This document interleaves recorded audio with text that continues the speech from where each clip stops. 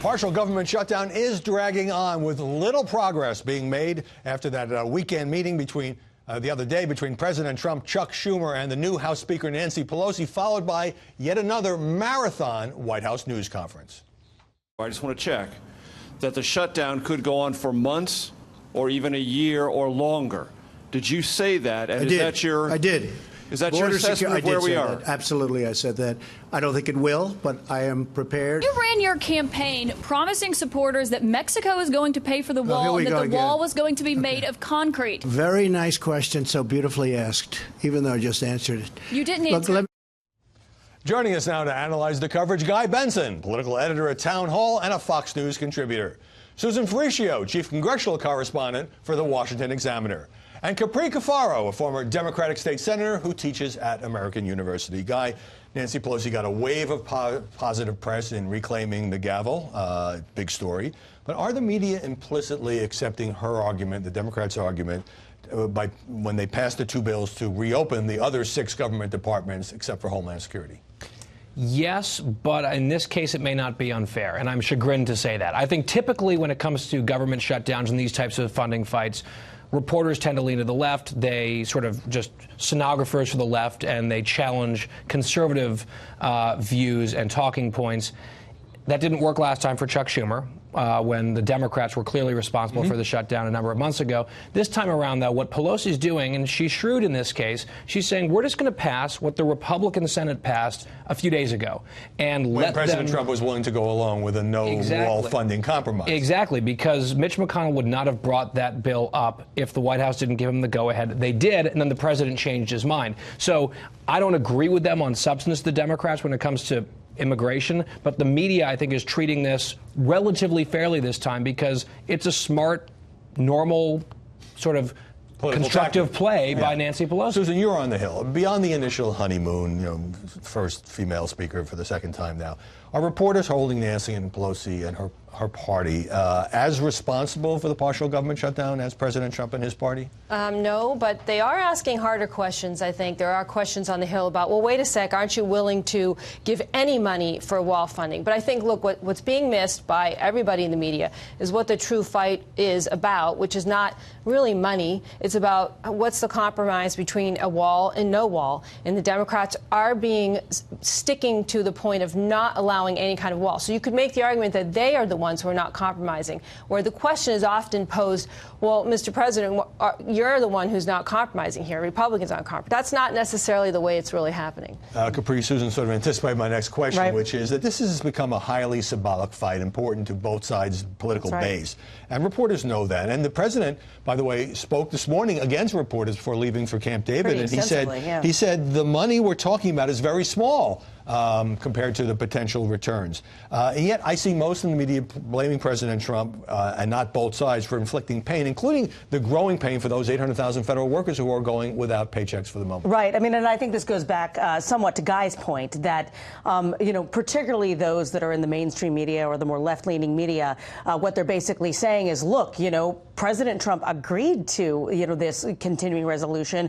He was for it before, he was against it. So if he was going to agree to it before, what changed? And I think this is the interesting thing from the media perspective, because many on the left are saying, you know what changed? The fact that the conservative media stepped up and said, look, President Trump, you shouldn't back down on the wall. And all of a sudden now Democrats and folks on the left are saying, President Trump, you're now governing because this is what Ann Coulter told you to do, or what Rush Limbaugh told you to do. So what is the media's role in President Trump's decision-making, I think, is an interesting But he's actually been really consistent. I don't think the media's done a very good job of covering that. He has said all along, I think he's made it very public. It's right there on Twitter. Just scroll through the history of his Twitter feed. I'm not going to sign a government funding bill unless it has wall funding. I want the wall funding. I think he reiterated that over and over. Republicans put the bill forward anyway. It was never guaranteed he would sign it. Never. But there was an understanding. And now, of course, we're debating, is it a wall, is it a fence, is it steel snatch? I don't recall there being really an understanding. From my perspective, Mitch McConnell doesn't do anything he doesn't think the White House is going to sign. I want to move on to newly elected Democratic Representative Rashida Tlaib, who kind of stole the spotlight from the Democrats, Nancy Pelosi, and all that at a reception hours after she was sworn in. She was at a reception. There were microphones. There were people filming it. She's recounting a conversation with her son. Let's roll it. families don't win. And I said, baby, they don't, because we're going to go in there, we're going to impeach the mother. Well, I thought her comments were disgraceful. This is a person that I don't know. I assume she's new. I think she dishonored herself, and I think she dishonored her family. There's been a lot of press coverage of this, naturally, and some are saying, well, President Trump also insults people, so it's okay. So that would be whataboutism, I think, is the term we've heard so much of. Look, I have seen a number of people on the left trying to work the refs with the press on this issue. Soledad O'Brien, for example, was out on Twitter attacking the media and the New York Times for covering this. And this is covering not it at all. Yeah, She's former CNN anchor. Yes, and she's sort of shown what her ideological stripes truly are since leaving CNN. But to me, I think it's a very simple test. If it were 2010 or 2011 at this point, and there were a newly elected Tea Party freshman who went to a Freedom Works gathering the day of his swearing in and said exactly that sentence about President Obama, would we be having a massive media firestorm about civility and comportment and so on and so forth? And I think the answer undeniably is yes. So I do not think this is being overblown or overcovered. In fact, I think more Democrats should be asked whether or not they support this type of rhetoric. Well, at least some are being asked. And Rashida Tlaib, who she didn't want to talk to reporters, but she tweeted that she's unapologetic about it. And by the way, the New York Times ran the whole word, the whole MFR word, I believe for the first time in recorded history. But so you had Nancy Pelosi distancing herself, because it's not just the word, but it is the full-throated cry for impeachment. Right. Here's a HuffPost headline: GOP suddenly cares about foul language.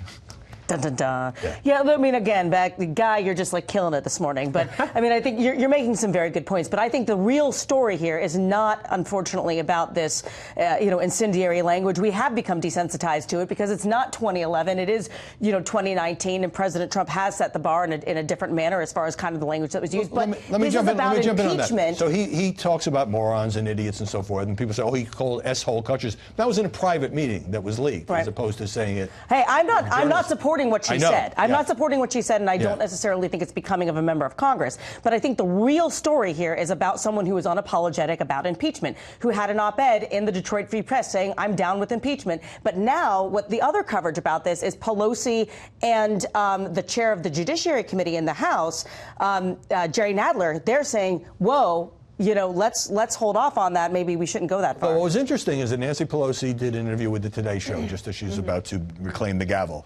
And she was asked about impeachment or indictment of a sitting president. She said, well, it's not conclusive. Let's see what the Mueller report says.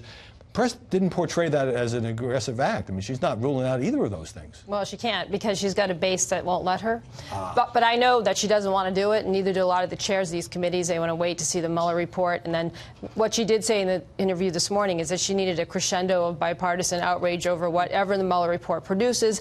That would inspire her either way, whether to go for impeachment. So she is hedging it very carefully. She can't knock it down entirely the way she did back when she took over the first time as Speaker and Bush was president. Like she did that. So at that time, there was not as much of a strong cry from her base to do that. All right, and one more soundbite to play here, and this is the president made his first ever appearance in the White House briefing room to make a pitch for his side of the shutdown argument, the wall funding, and so forth. And then he walked off, and this happened. Thank you. You're not taking any questions at all. The point of the briefing room is to take questions. So the journalists were not happy. By the way, clearly this is a day when Nancy Pelosi and the Democrats were dominating the news, and the president wanted to get into the news. MSNBC anchor Chris Jansen called it an apparent act of desperation that he went to the briefing room.